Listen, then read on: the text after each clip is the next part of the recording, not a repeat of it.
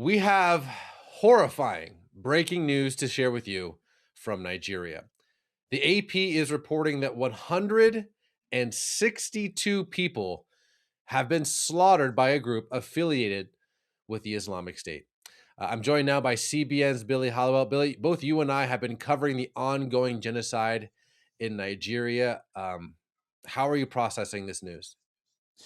It's unbelievable in light of everything the U.S. has tried to do now, redesignating Nigeria as a country of particular concern with the U.S. State Department, with the strikes on Christmas Day that the U.S. implemented there. We have sent a sign that we are not going to tolerate this as a country. And that is something that was not happening before the previous administration. And there may have been legitimate reasons for this.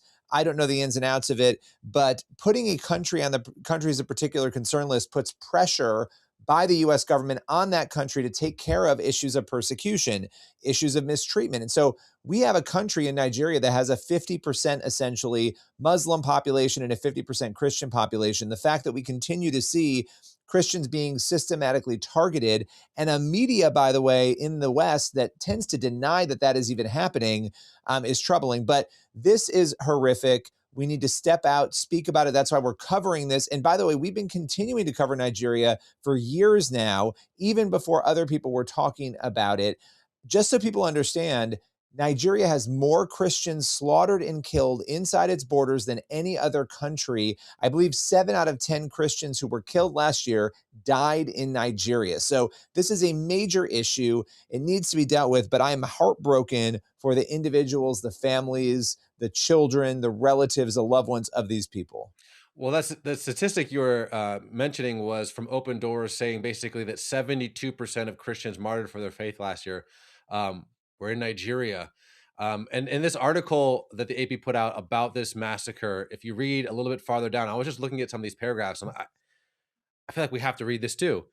In a separate attack on Tuesday, gunmen killed at least 13 people in the village of Doma in northwestern state of Katsina.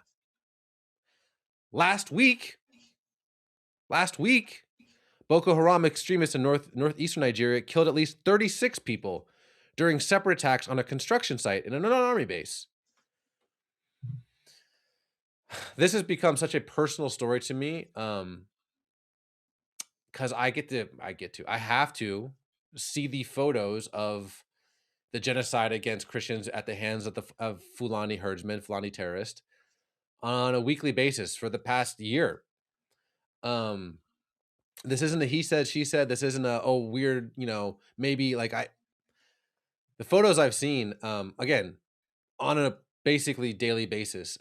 This is happening. This is happening. And here's yet another group that I'd never heard of until today. They killed 162 people. It Um, is it is unimaginable. And it has not helped again that the media has not done a great job of covering this. The media yeah. really, It's extremists. It's there's herders, other it's strippers, issues. it's Yeah. anything but what's actually happening, which is Yep. Christians being martyred for their faith. And I go to Hebrews 13. Continue to remember those in prison as if you were together with them in prison, and those who are mistreated as if you yourself were suffering. And I'm going to come across a little preachy, but I'm actually preaching to myself. We need to have the eyes of what's actually happening to our brothers and sisters in Jesus around the world, and to give us the perspective of their eyes, where it's like, my goodness, almost everything we complain about is so superfluous, so insignificant, so trivial, so privileged, when our brothers and sisters around the world who are standing up for the name of Yeshua are being hacked with machetes and things like that. It's just like, man, like, who cares how much this or that, or like, oh no, the internet's not working, or oh no, I'm stuck in traffic, or oh no, my coworker was rude to me. Like, again, I don't want to come across as preachy, but I think biblically we need to. This is an actual place where empathy is important, because we need to feel the weight of this, and And I think biblically, like, we need, like Hebrews 13 says, we need to just not glaze over this, think to ourselves, "Huh, that was a terrible story I saw on YouTube or on the AP." Anyway, the Super Bowl, you know? So I just think it's important for us to just sit with this for a moment and pray, and genuinely pray and weep. Weep for those who weep, mourn for those who mourn, because this is horrific. But I will give you the last word, Billy. We need to be praying intensely for not just those who are experiencing this persecution, but for the issues that are going on. There are other issues outside of persecution, but persecution is clearly happening, that Christians are being targeted, their land is being taken, they are being killed, they're being slaughtered.